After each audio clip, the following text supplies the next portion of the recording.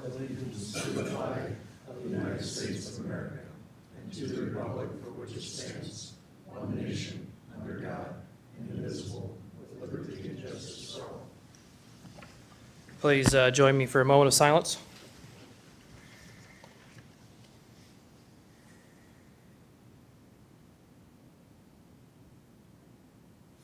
Thank you. You may be seated.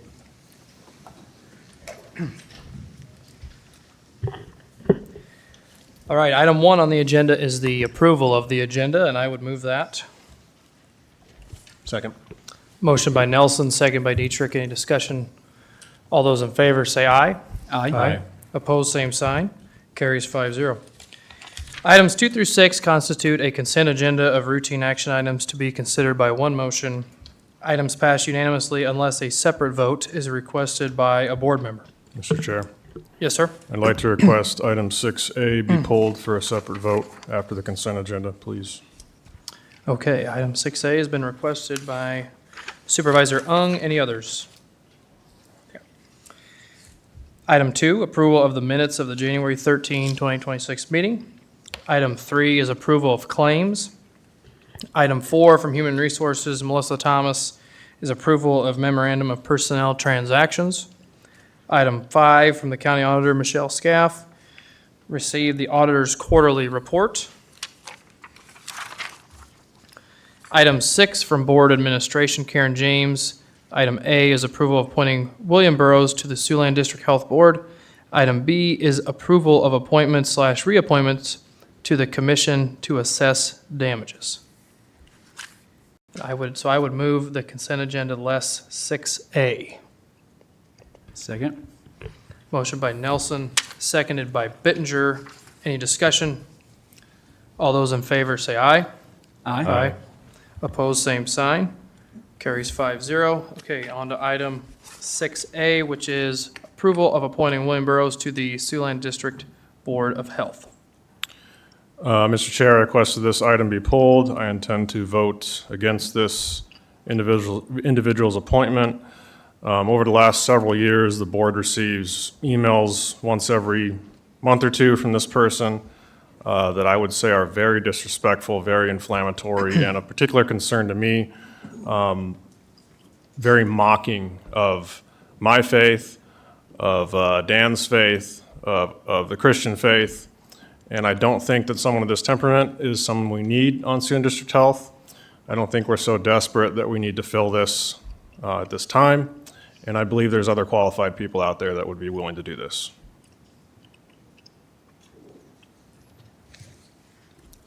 Karen, I believe that this was the only application that we had. Is that correct? Okay. Thank you. Any other discussion from supervisors? How many people are on the board? Is it 5? Yeah, I think it's 5. Dave? Okay. I'll kind of follow along with Matthew there. I mean, I've seen the emails from him, and also, actually, his application looked to incite a little bit there kind of at the end as well. And, and kind of being just a little, not even getting our chairperson, when Dan was the chair, not even getting his last name right, even though he follows our meetings and everything like that. Seems to me to kind of incite a little bit and just stuff like that. So I'd kind of follow along with what Matthew's saying.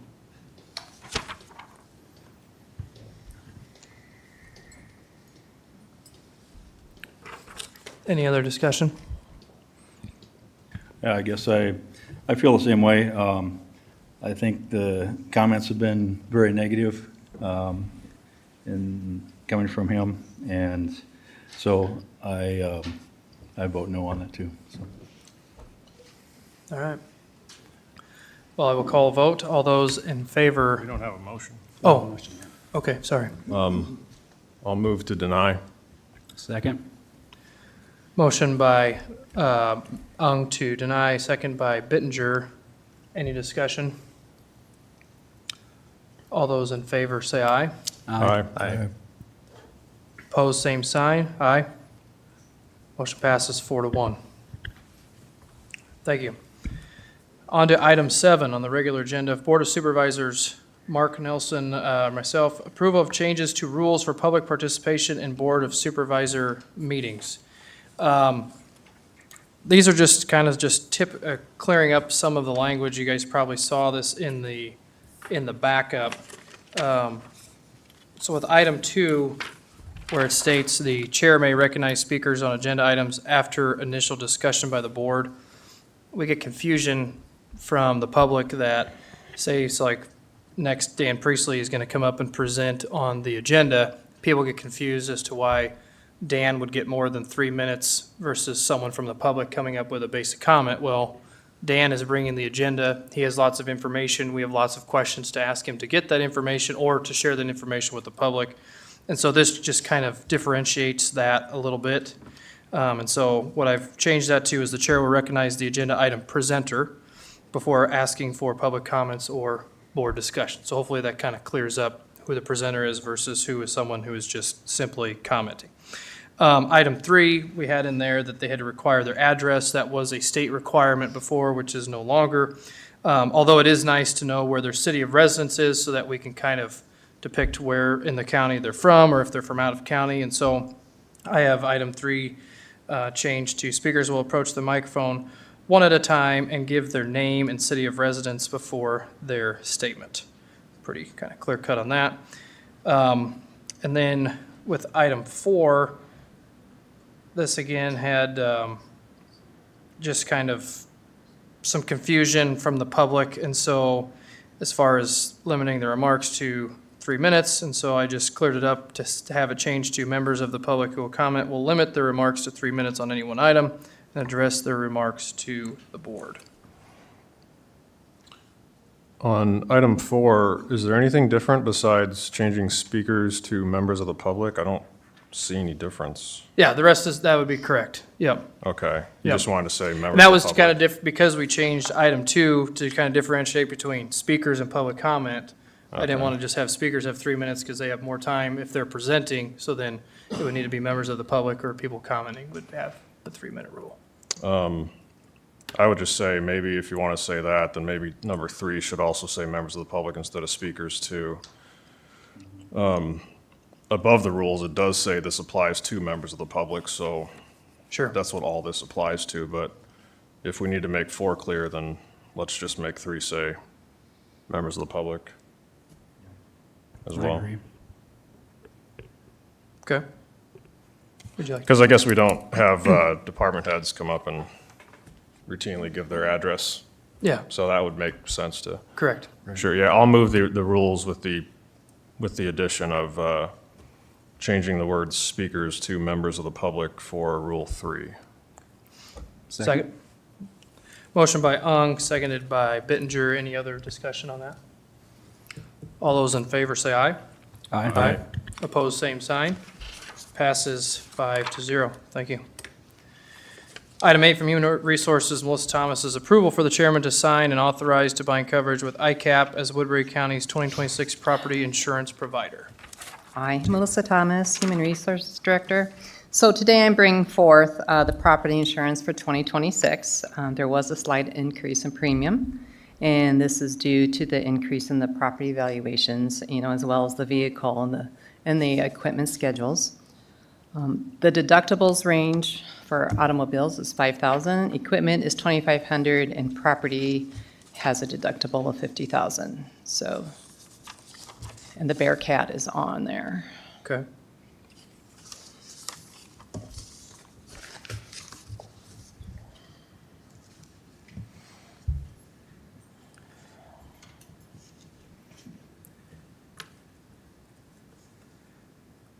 So the building limit and personal property limit went up by 2.5%, and then the auto rates increased 2% as well. So- Correct. Is that across the board for all counties that use an ICAP, or is that just It's specific just to ours. Just ours, okay.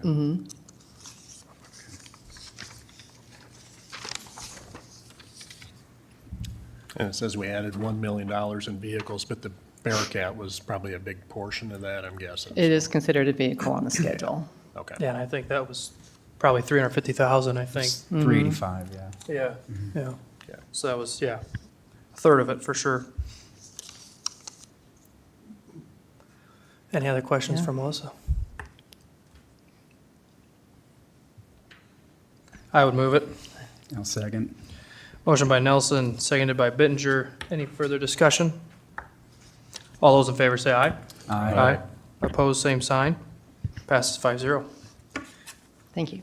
Yep, thank you. All right, item 9, planning and zoning, we're at our 4:40 set time. Dan Priestley. Item A is conduct the second reading on proposed zoning ordinance map amendment rezone from ag preservation to zoning district to the ag estates zoning district on a portion of parcel ending in 00009 for Robert B. Ankerstar. Yes, this again is a rezone for the purpose of concurrently supporting the minor subdivision, which is the establishment of a 4-acre, 2 lots. This location is just south of the Browns Lake area, just north of 280th Street, south of Bigelow Park Road.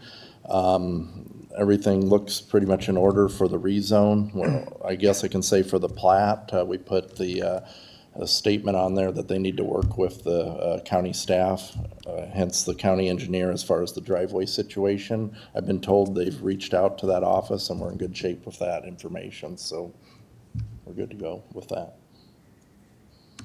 Okay. Thank you, Dan. So with that, I will open the public hearing for anyone that wants to speak for or against this rezone. Do we need to have action on the first, on A there first? Or no? Well, we're in the public hearing now. Okay. Yeah. All right. Don't all run on the microphone at once. See no one coming to the mic, Chairman, I would move to close the public hearing. Second. Motion by Binger to close the public hearing, second by Nelson. Any discussion? All those in favor say aye. Aye. Opposed, same sign. Passes 5-0. Item B is approve the second reading of the said zoning ordinance map amendment from AP to AE on parcel ending in 00009 as the final reading. And I would move that. Second. Motion by Nelson, seconded by Dietrich. Any discussion? All those in favor say aye.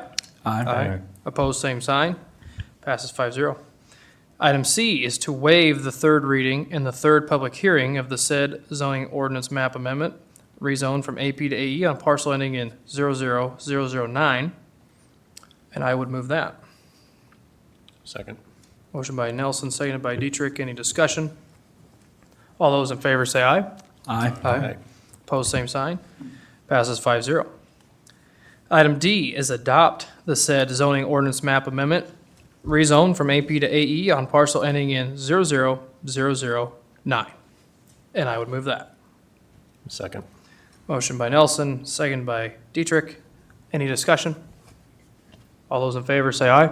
Aye. Opposed, same sign. Passes 5-0. Item E is to receive the final report and the zoning commission's recommendation from their December 22nd, 2025 meeting to approve the final plat of the Snyder's Bend addition, a minor subdivision to Woodbury County, Iowa.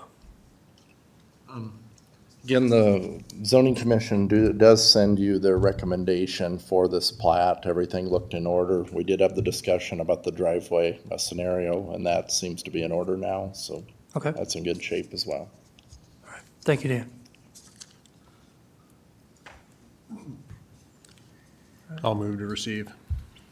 I will second that. So motion by Dietrich, second by Nelson. Any discussion?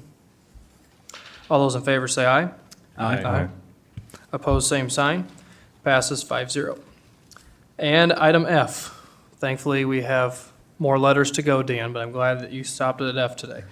Approve the Snyder's Bend addition, a minor subdivision to Woodbury County, Iowa, with the expectation that the property owner work with the county engineer to establish an appropriate driveway entrance for the lots.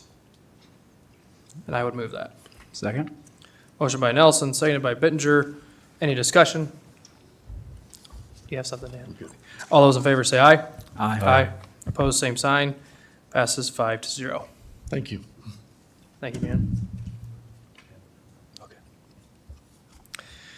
Okay. All right, item 10 from Sergeant Bluff Fire Rescue, Michelle Tooley. Life Pack 35 monitors for countywide EMS agencies request.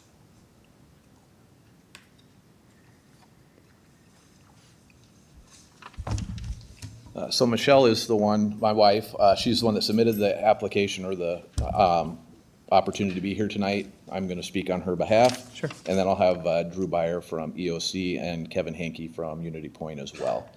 Could we have if I your can- name for the record, please? Oh, yep, my name is Darren Tooley, and Sergeant Thank Bluff you. Fire and Rescue, but representing the rural departments of Woodbury County. Thank And you. if I can approach, I got some exhibits for you. Yes, move to receive. Second. Motion by Nelson, seconded by Ung. All those, any discussion? All those in favor say aye. Aye. Opposed, same sign. Passes 5-0. So I'll pass this down.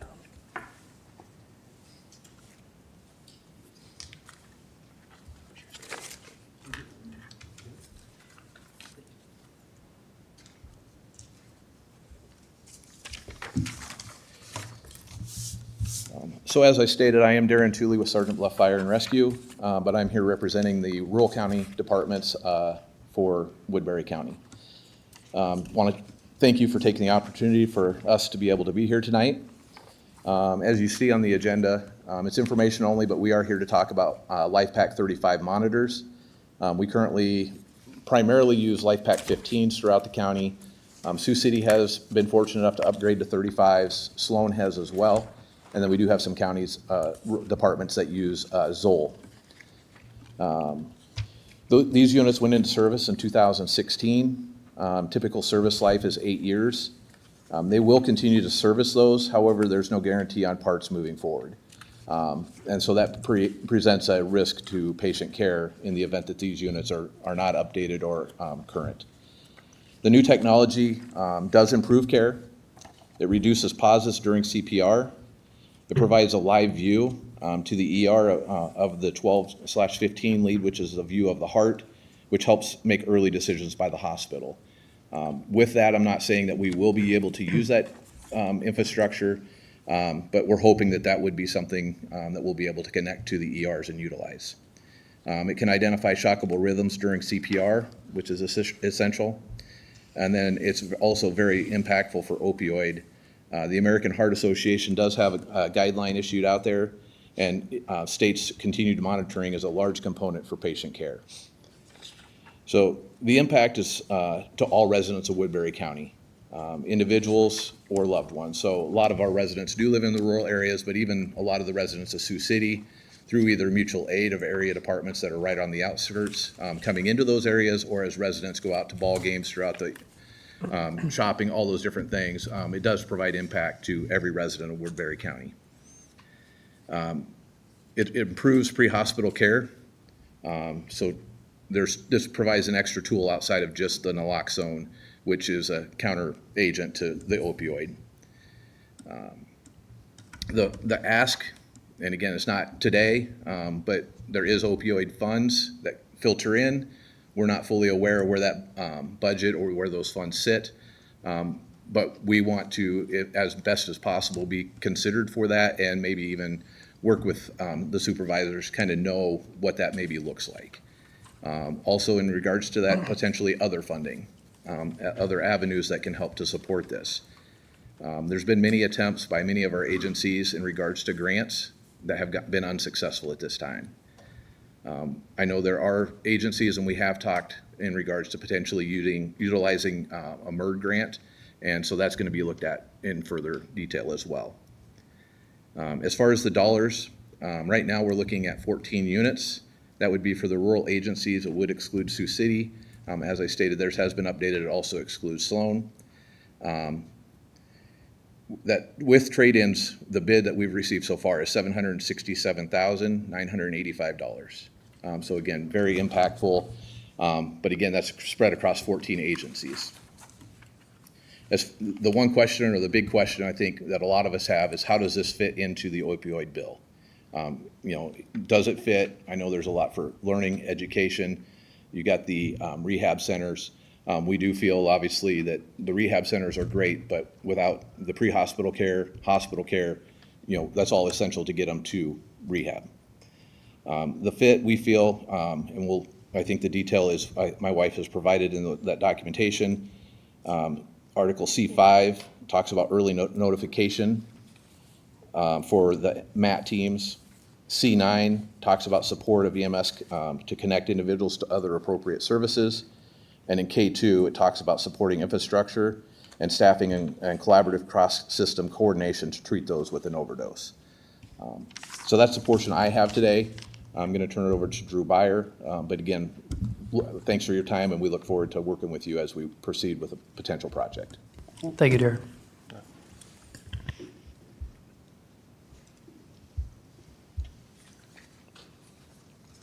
Good evening, Drew Byer, Woodbury Emergency Services Director. Obviously, we support this idea and concept with the upgrade. Nice thing about it is everything new. Newer equipment provides newer abilities, newer ideas as far as monitoring the CO level of patients. The biggest problem with overdose we all run into in the field, most common thing that everybody has is obviously respiratory depression, excluding respiratory arrest.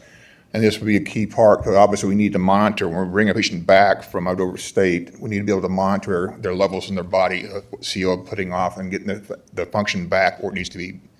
Along that would be the cardiac issues too. Sometimes some of these patients, depending what they take, which we always don't know what they're taking, also has a tendency of creating cardiac issues as well in the process.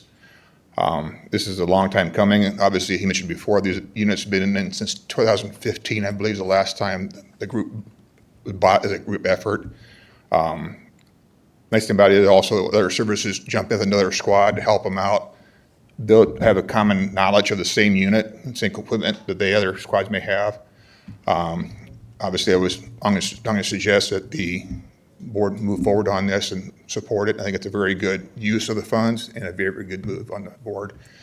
We also have Kevin Hankey from Union Point will give his part of the hospital side of receipt of the patients and then input on that side. Thank you, Drew. Kevin Hankey, Emergency Management for Unity Point, both campuses in Sioux City, so the north and downtown campus. I've been in the first responder world for 35 years as a paramedic, flight paramedic. We started Mission Lifeline 8, 9, almost 10 years ago on getting these devices in the counties to allow them to do the monitoring, do the 12-lead EKGs, get them sent into the hospital, which we have receiving facilities at both ERs. That gives us that early notification, allows us to get the cath lab teams coming in. So in turn, they're usually there by the time the ambulance gets there, and they go straight to the cath lab instead of the emergency room, which time is muscle. So we get them into the cath lab and have great outcomes with that. So it's been a key component with that. From an overdose standpoint, with a lot of the synthetics that are out there now, there is a lot of cardiac in nature. So these guys being able to monitor these patients on the way in, be able to transmit these 12-lead EKGs. Also, Darren was talking about the live feed that these machines have the capability. Unity Point as a whole across the system, across the whole state of Iowa, is looking at upgrading. Are we in the process of upgrading our receiving stations to be able to see those live feeds, be able to get that information and be able to communicate back to the squads as they're coming in, not only through that device, but it just gives us earlier notification for the physicians, for the cath lab teams to have them on standby and actually have them standing in. We have several of our interventionalists that will actually meet the ambulances in the garage and go straight to the cath lab. So all in all, it's a better tool for the rural squads to be able to monitor and send those in and ultimately have good outcomes for everybody in the community. So thanks, guys. Appreciate it. Thank you, Kevin. Yep.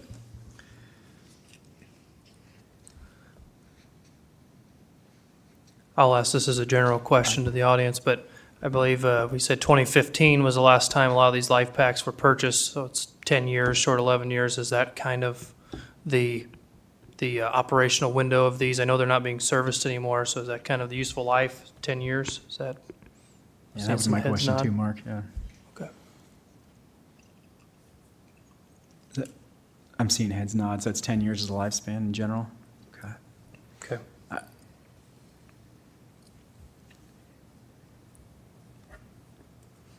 And I do see great benefit of having all the departments having the same one, Right. you know. So my answer is yes. I just want to know, number one, from the county attorney's office, if this fits. And then number two, is it better to go through one applicant agency, or how or how many groups are we going to be giving this to? What's the best way to do that, to disperse it to these agencies? Well, we can let Joshua answer that first one. We can look at the information that's been provided and give an opinion on if it fits. I mean, at face value, it appears to fit as a permissible use, but we haven't looked at it specifically to this point. And I'd maybe call Derek back up here to answer his second question about who is it Woodbury EMS that we're going to order these? Is it Sergeant Bluff Fire? Have you guys discussed that? Not to put you on the spot, Derek, but Yeah, ideally, I think we would be looking at each department as a standalone agency. That way they own and can be responsible for their own unit. Again, this is for information, and this is for us to talk about and kind of work through. And if it does end up going through, maybe it goes through the Woodbury County Medical Association or EMS Association, we could go through that route potentially. Going back, and again, not that this will have major impact, but I know that there are other counties that have used opioid money, and we can provide some of that detail as needed as well. Not that they're following the guidelines correctly. It's all up to interpretation, but it may guide us towards some of the answers as well. thank you. I'm pretty comfortable. I mean, all this stuff that's highlighted says, or other things not limited to. I mean, this is pretty, Right. having these things on hand is, we're not going to get penalized for using them to help someone that is slightly outside of the parameters if our main goal is to serve the opioid crisis. Ryan, how much money does the county currently have in our opioid funding? Currently, the opioid fund has $1,051,000. There are two pledges. One is to District Health, the other one's to Cornerstone. For those two total up to $272,000. So the current unallocated funds is just a hair under $780,000. The other aspect of it is as of June 30th of +25, there is still a potential $2.2 million yet to be received from, and that was per the audit. So right now we have $780,000 yet, and there's still more money to be received. Okay. Thank you. One question I have is, what's the yearly cost to maintain? It's one thing if we buy all this, but can the departments, is there money available to maintain these for 10 years? Yeah, and I was wondering about the warranty. Is there a warranty, or do we have to add more costs to cover the warranty? My wife is indicating $1,500 is the annual update or maintenance fee warranty. It's a service contract is how the manufacturer usually sees it. Okay. And that's standard across the board for the tools currently, it's the same. Say there's how many years of warranty? Okay, we're unsure on the warranty. We could definitely check back with the individual that we received the quote from. One more miscellaneous question. How many years separate the technology of LifePak 15 to 35? I know we talked about useful life, but how many years separate these models? It would be the 10, right? Yeah, basically it'd be your 10 years. So Okay. the LifePak 15, and then we're just coming out with and seeing the 35s come out available. Yeah. I mean, I'm in agreement, right? These would be very useful and needed. And so my mom's an RN and she's used these similar devices, and so she says they're life-saving, so. The LifePak 35s are the current version that's out there. It's the latest ones that just come out last year. So they are the most current ones out there. And like you said, that they're saying the 15s are at their end of life. Within the next, right now they're saying very close and won't be able to get, new parts, or it might have to be secondhand stuff. So yeah, the 35s are the newest and current with the software and the technology that's out there as far as what they can do with the live feeds and the see-through CPR and things like that. So that is the most current technology that's out there for the devices.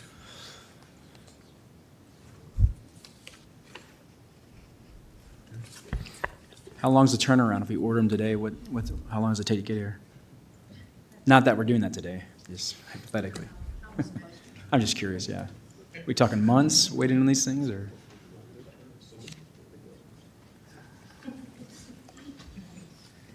Jim Hayden, Sioux City Fire. I really didn't intend to get up here and speak on this. Generally speaking, you can probably have them within about 2 or 3 months once you order, especially that kind of number.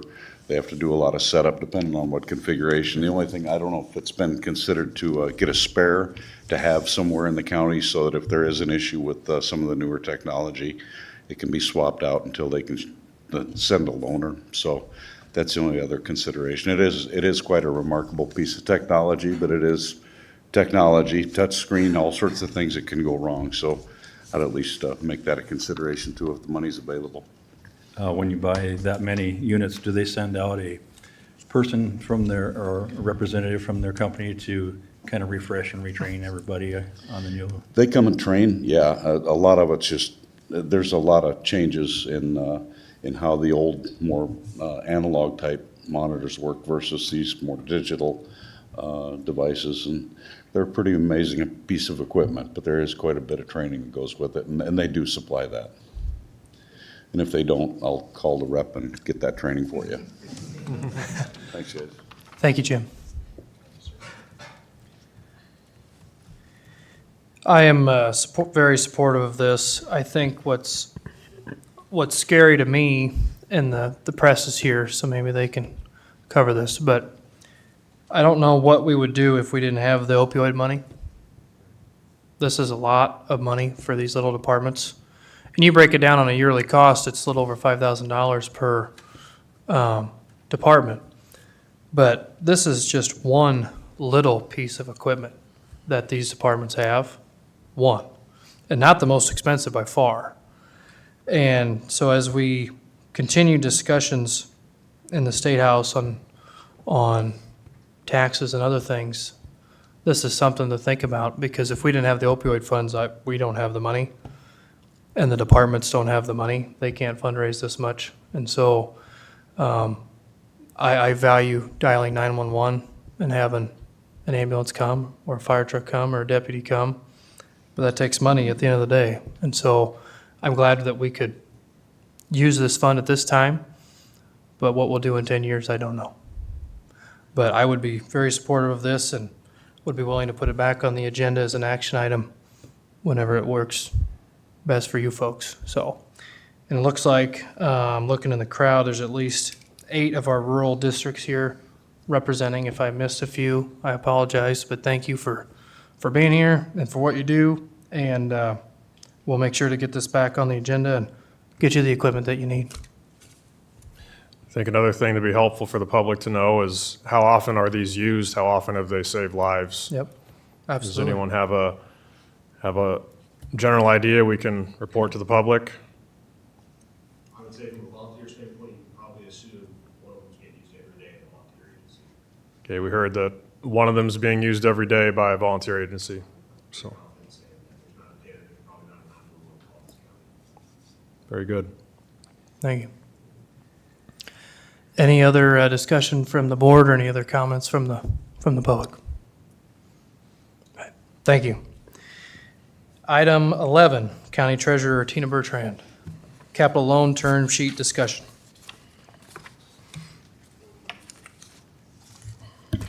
Good evening, Tina Bertrand, Woodbury County Treasurer.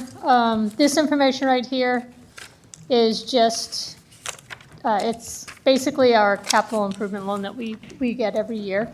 This is something new that we're presenting it this year to the board as information. It is not a requirement. Iowa code does not require us to actually present it, but we decided that in conversations with Ryan and our financial advisor that for transparency purposes, to just kind of put it out there, what we're doing, what the terms are. So just to be completely upfront, we've already made some adjustments to the information that was presented in this agenda item. But basically, this is for the FY26 capital improvement note. Our intent is to distribute this to the local banks this week and to have pricing back in terms of what the interest rate is for the loan by February 5th. Pretty much just kind of gives the terms and conditions. We are looking at doing something a little bit different this year. Historically, we've done 2 payments, an interest payment in December with principal payment in June. And this request is actually going to have 2 payments, principal and interest in December, and principal interest in June. Some of that, just to kind of clarify why we only do 2, is based on actually collection of debt. So we make collection in August or September, August time period. This will give us some time to be able to get that payment before December 1st. Same thing with the spring payment. So I don't know if you have any other questions. I don't, but if there's other supervisors that may allow any questions at this time.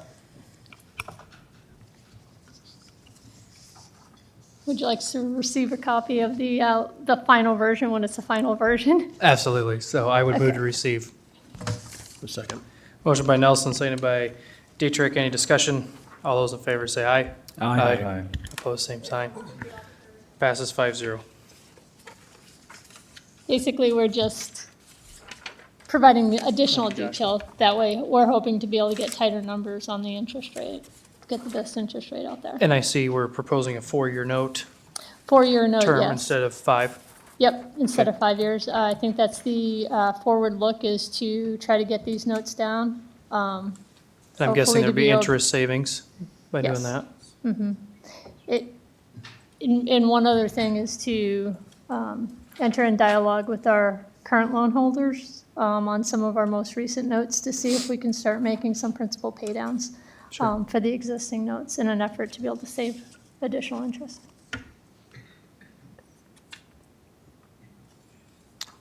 Any other questions for the treasurer? Thanks for Okay, saving the thank- citizens money. Yeah, thank you, Tina. Appreciate it.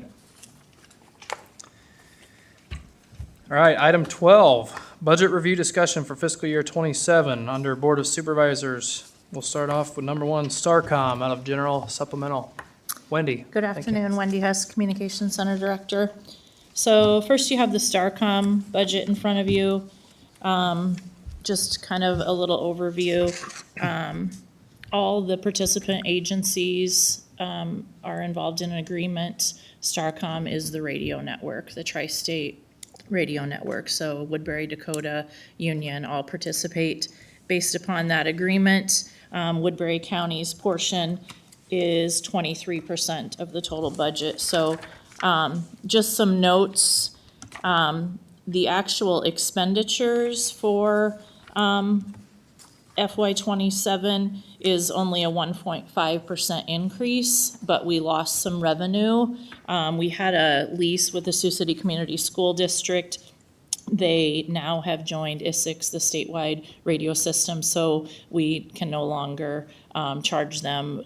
They were paying some tower rent. So kind of a small increase in expenditures. But the were some irony here reductions. with Yes. that, the irony with that is that, so we collected rent from the schools to use our network, but then the state said, well, you can use the state network for free. And then they passed that bill last year where then the state doesn't have enough money, so then they just take it from the counties. So they get to be the hero and provide it free for the schools and tell everybody they provide it free while they back charge the counties. Essentially, so, yes. But I yeah. digress.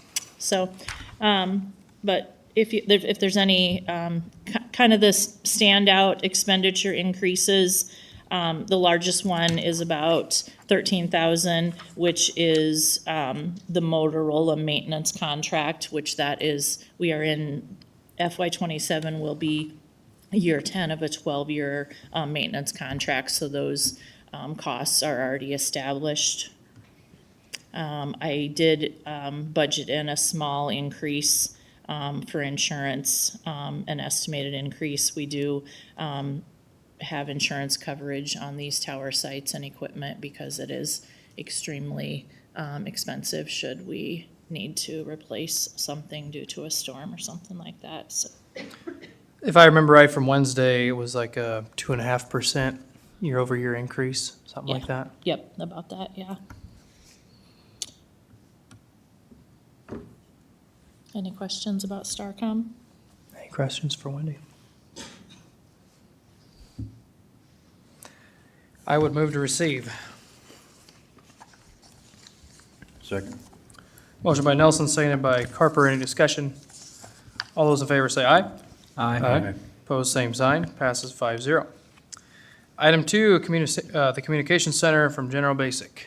So the next budget is our actual communication center budget, which most of the dispatch center's budget that is covered is employee compensation. We have done the best we can the last few years to pay out of 911 funding anything we can. So the dollar that's collected on your phone bills, the 911 surcharge, it can be used for the receipt and disposition of 911 calls. So we maintain a lot of radio equipment, our whole 911 system. We can pay for dispatcher training, things like that on a 911. We cannot pay payroll expenses. So just alone, our employee compensation is increasing overall 4%. That includes a 10% increase in our health insurance costs. So that's information.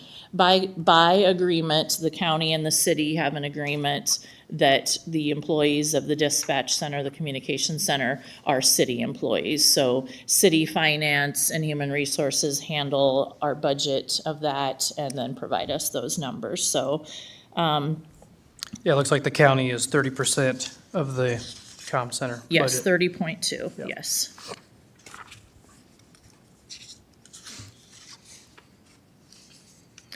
Included in my budget this year is also an improvement request. We currently, when we're hiring dispatchers, we do some job-related testing. And the system that we currently use, it's called the National Dispatcher Selection Test by a company called Stannard and Associates. It is a written test that is administered by human resources staff. And we are only seeing about a 50% success rate in those that pass the test then actually are successful in the training. In 2025 alone, we spent about $50,000 in recruitment, selection, payroll, and benefits for several employees we hired that were not successful in the training.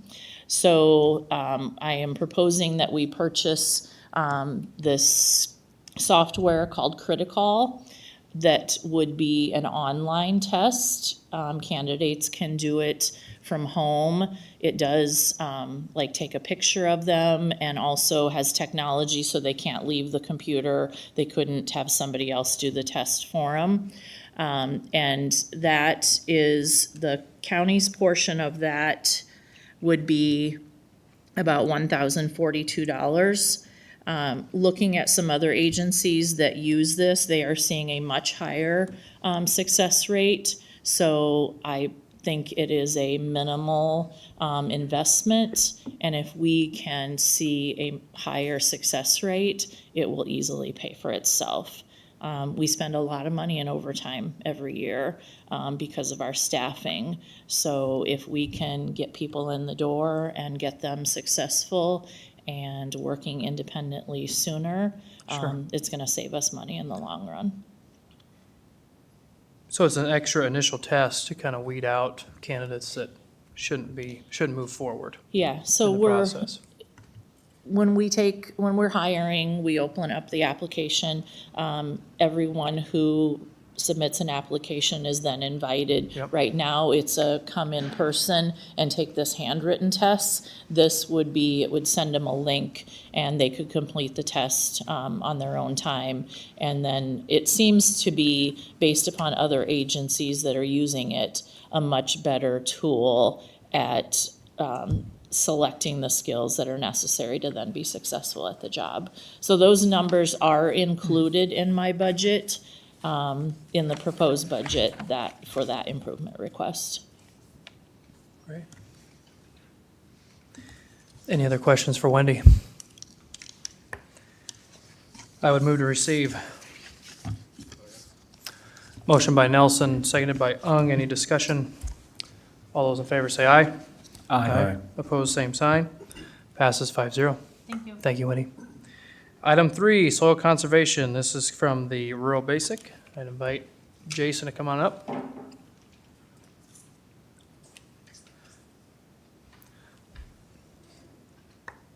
This is really improper form, because normally Jason comes up at like 9 o'clock at night after he's sat here for 4 or 5 hours, so we might have to do this over. I'm not sure. I don't think so. Okay. All right. Take it away.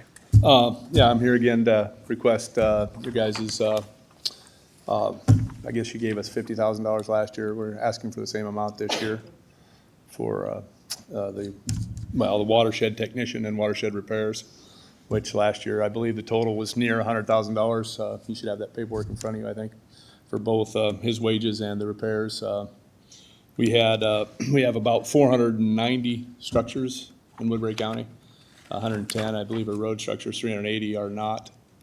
Of those, Chase, the watershed technician, has got out and inspected about 150, 200 of those.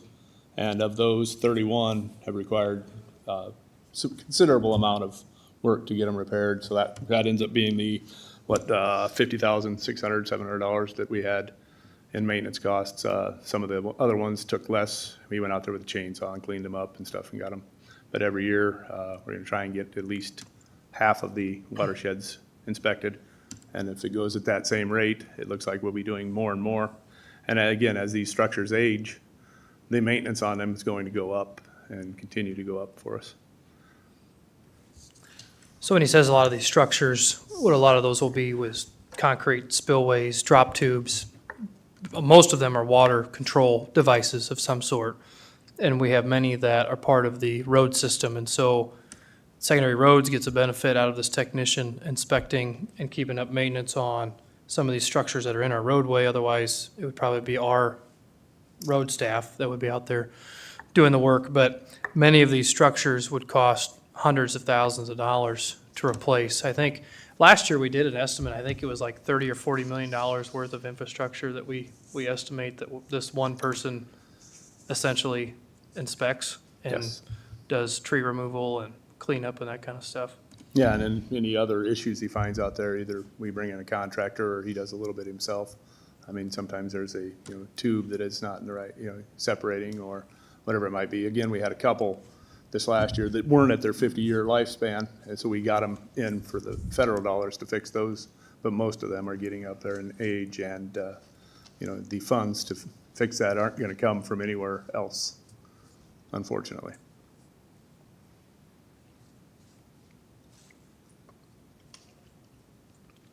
Any other questions for Jason?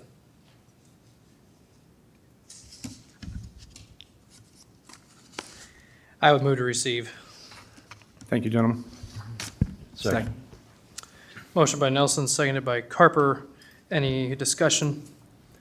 All those in favor say aye. Aye. Opposed, same sign. Passes 5-0. And last but not least, item 4, emergency management. This is out of general supplemental. Invite Maggie Montino up here.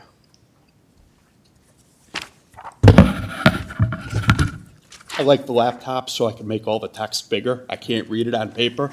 My name is Mike Montino. I'm the Woodbury County Director for Emergency Management. I come bearing some good news today because of the hard work and dedication from our staff and volunteers at Emergency Management, as well as our dedicated commission members. We did a lot of cost saving this year. We did so much cost saving that we not only absorbed our increased needs for next year, but we also went a little bit further. So with that being said, we are decreasing our 2027 ask for our departmental budget by 3%, all without decreasing or sacrificing any of our essential capabilities. That's one thing that I promised when I started. I want to be as efficient as possible and as fiscally responsible as possible for our taxpayers and for our communities. We did a lot of stuff, so we needed a new software for tracking and managing emergency management tasks resource requests. We went and we looked at a ton of vendors. They wanted $15,000 to $25,000 a year to use this software. We went back, we built an application ourselves. There's all sorts of stuff that we did with increasing technology. We needed a new telephone system. We implemented it in-house with our resources that we had available within the county and within our own organization. So we're very proud of being able to do that. With that said, I do not want to diminish the need for emergency management at the local level right now. We were able to do some great cost savings, but there's still a lot of work to be done. And there's also some significant changes happening at the federal level in which I think we're going to see over the next year a lot of responsibilities for emergency management and response trickle down to the state and local levels. We have a lot of our fellow first responders here. Those guys are the ones that are making it all happen. They're heroes. My job is to support them in any way that they need, whether that be facilitating training, exercises, or helping them find additional funding for equipment, such as through grants. I want to continue to do that, and I want to continue to do that to the best of our abilities in emergency management. But again, we want to make sure that we're being fiscally responsible. The number that's in your packet right now is actually a total amount, which is going to be reflected in the Tyler system. That's $335,000, $397,000. However, we get a federal grant every year, which I did just get some phenomenal news from our state director of emergency management today. Despite the reorganization at the federal level, it looks like that grant is going to continue. It's about $30,000 every year, which is something that offsets the taxpayer commitment. So the total taxpayer ask and the ask of the Woodbury County Board is going to be $305,397.26, which is down 3% and approximately $10,000 from last year.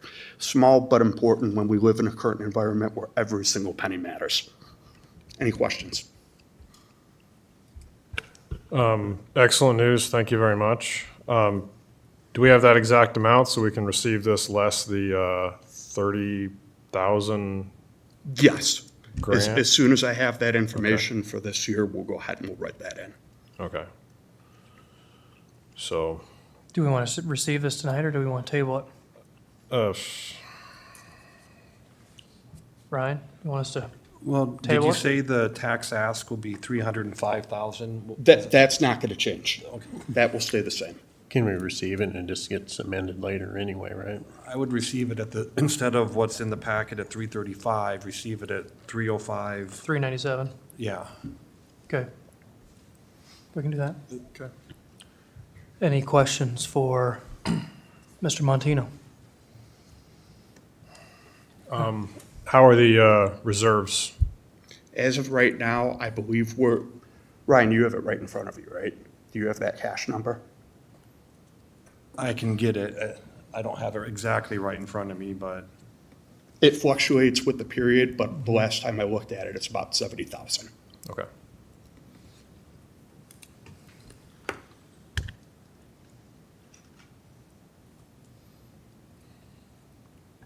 Just as a reference, normally we receive it with a reduction, so if you just want to reduce it by 30,000, it'll come to his number. Okay. Yeah, so if he's at 70,000, based on the 305 number, it's about 23% in reserves. Some quick math for you there, Mr. Ong. I'll move to receive minus 30,000. Second. Motion by Ong, second by Nelson to receive less 30,000. Any discussion? All those in favor say aye. Aye. Opposed, same sign. Passes 5-0. Thank you for your continued support. Thank you. Thank you. Okay. Item 13, reports on committee meetings. Kid, you got two? Okay. Got two, yep. First one, I'll just make this very short. Just from Community Action Agency, one of their big concerns was the impending SNAP waiver. There's concern about restriction on food purchases through SNAP, and so the government is pushing to make those purchases much more healthier. So, and then back to emergency management, we looked at the flock cameras, and the flock camera provides security and hardware and software for license plate recognition. We looked at possibly keeping some of that record at or underneath the power of emergency management, but Sheriff Sheehan gave some of his advice that it would be probably best to leave that with the sheriff and the police department, so we just left it at that. And again, yep, with the savings that Mike just mentioned, the emergency management is saving money for Woodbury County. Thank you. Dave, you have anything? Dan? Yeah, the one I have, I had 2 meetings, had our WCICC meeting, and then I had our SHIP, Siouxland Human Investment Partnership. The only thing to report is they had their audit for the fiscal year '25. The audit was clean and in good standing, and SHIP is above board in their procedures and reporting. Decent amount in reserves and helping out families here in Woodbury County. So that's all I have to report on that. Thank you, Dan. Matthew, you have anything? As you just said, we had a WCICC meeting. Everything there is typically very smooth. Not much to report as far as any crisis situations, but they do have cost increases with hardware coming up in the first quarter, 30 to 40% for some electronics that we are going to have to deal with. They did discuss the comm center upgrade with us and the increase in cost for some city FOIA requests. Also, they are having continued dialogue with our website vendor, Neapolitan Maintenance, regarding the federal ADA law, I believe it is, that is going to force us to make a lot of changes that I'm not sure a lot of counties or local governments are going to be able to provide really much of anything publicly if this is not rolled back. So there's widespread concern on the commission about that, and just how do we balance being transparent with the public with this new solution in search of a problem from the federal government. We haven't received zero complaints from any communities about not being able to see stuff or understand stuff on the website. But that's about to get a little more expensive to maintain. That's all I got. Thank you, Matthew. I had a StarCom meeting last Wednesday where we went over the budget, as Wendy has presented tonight. It was a 2.5% increase, which was nice to see, although, the lion's share of that was insurance, as we talked about as we received that. But, if this new state law passes and caps it at 2%, I guess I don't know what we do if the insurance goes up. Well, anyway, so it's going to be interesting because we have no control over insurance. Thursday, I got to sit in on the treasurer's staff meeting with her people. Had a lot of fun. Yep, lively group. I did not bring my notes, Tina, so I'll spare the crowd from talking about everything that I learned at that meeting. But, okay. You made one note. Confusing. Confused, that's right, yeah. No, we had a good time, so thank you for having me out. We had a conservation board meeting out of Dorothy Pico Thursday night. I posted about this over the weekend, but the conservation board via Simcoe has sent out they're doing a scientific sample survey of taxpayers in the county, and the media has reported on this, and they're very appreciative of that, but there's a very detailed survey that's been sent out to 2,000 residents, and they need a certain response back in order to appropriate the data that they have. But it's about our park system. What do we like? What do we dislike? Do we want parks? Do we not want parks? Do we want tax more for more amenities? Do we have too many amenities and it's too much of a burden? I was talking with Director Heisel. This survey has not been done like this since the 80s. And so this is, I think, very good data to get back. But the only way that we can really use that data is we need people to return the survey. So if you know someone that got that survey, please ask them to send that back. It was just sent out. Last week was the first week, and we'd had very good respondents that first week, and some were probably still getting it in the mail.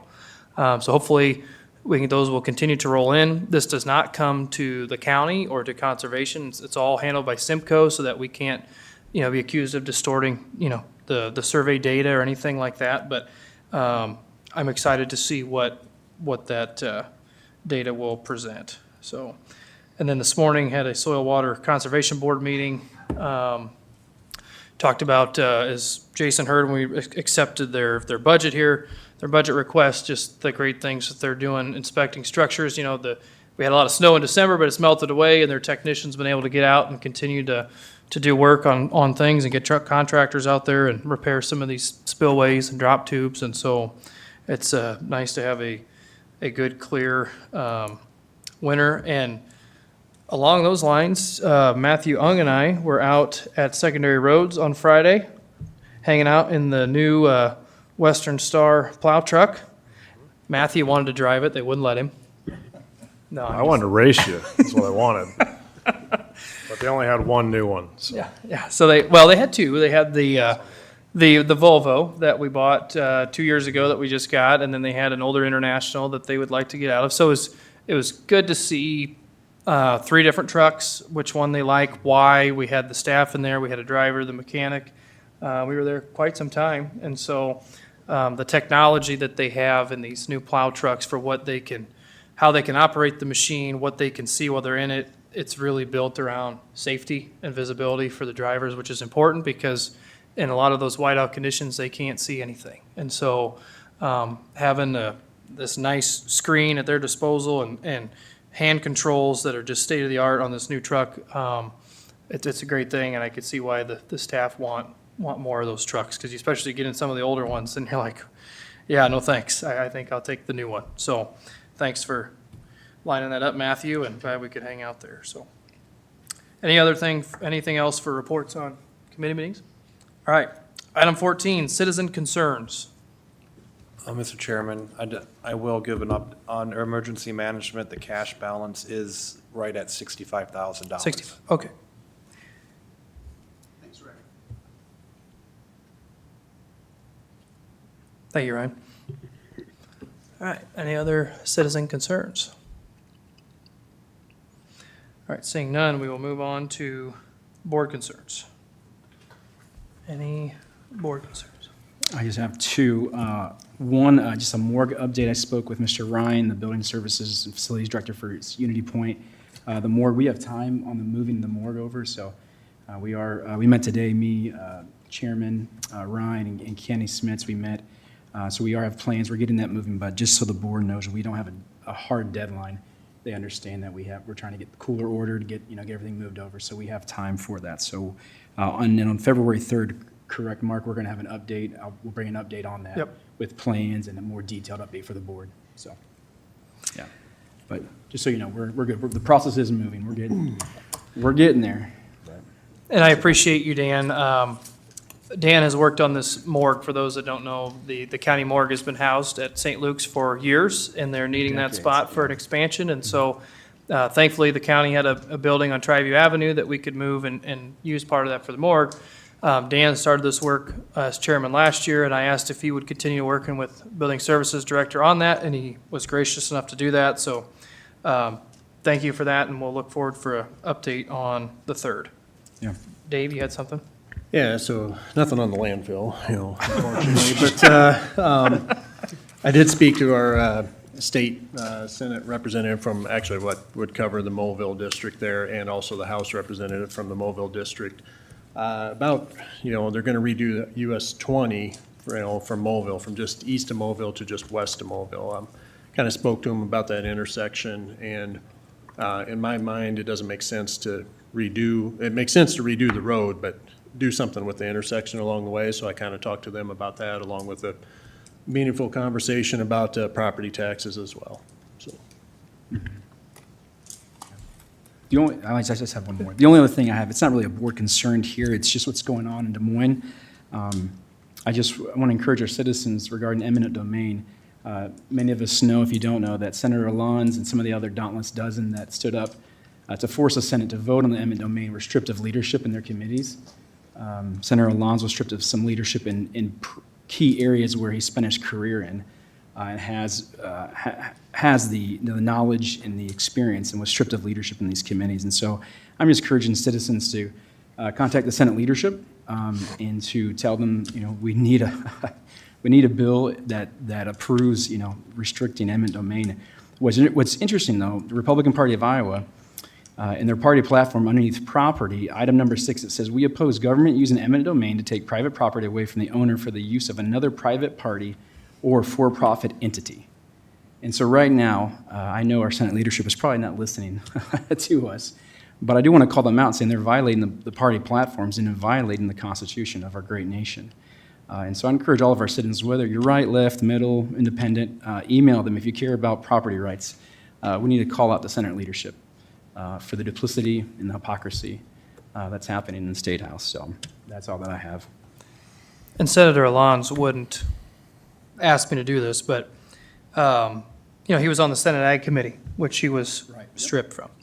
And there was no forewarning that this was going to happen. And so just days prior to him finding out that he was no longer going to be on that committee, he had lined up meetings with farmers of his district asking about policy that he could work on in the State House this year, and had dedicated a lot of time to meeting with them, and then to find out some days later that he wasn't even on that committee. And so he's done a good job for his district, and it's unfair that, political games from his own party have taken precedence over trying to help the people of his district. But as Supervisor Binger just said, this is not a partisan issue. This is people standing up for what's right. So I please, encourage all of you to reach out, not only to Senator Alonso, but Senate leadership, and demand better.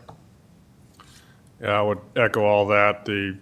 We've seen some extraordinary steps taken by Republican local parties, central committees, in regards to censuring those that strip those committees. And yeah, I read one of our reps or senators' newsletters, and just nonchalantly says, "I'm no longer on this committee," and I just knew, well, that's what happens when you stand up.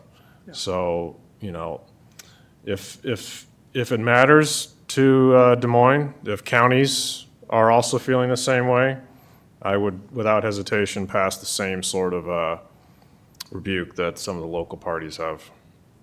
I mean, this is just, using committee appointments to prevent elected officials from representing an issue where 95% of people feel the same way is preposterous. And it's hard to understand how so few people have such adamant resolve to violate not only the party platform, but individual rights. So.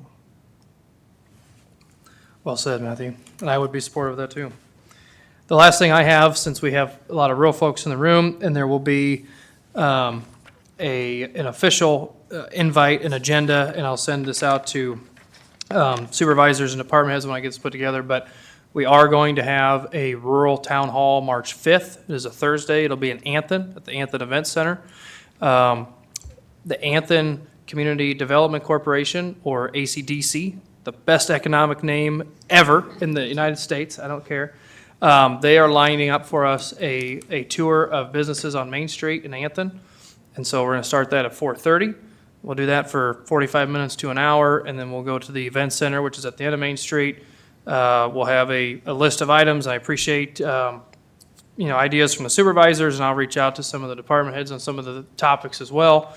And we can discuss some of those, give a county update, use some Q&A with, hopefully we have a nice crowd there.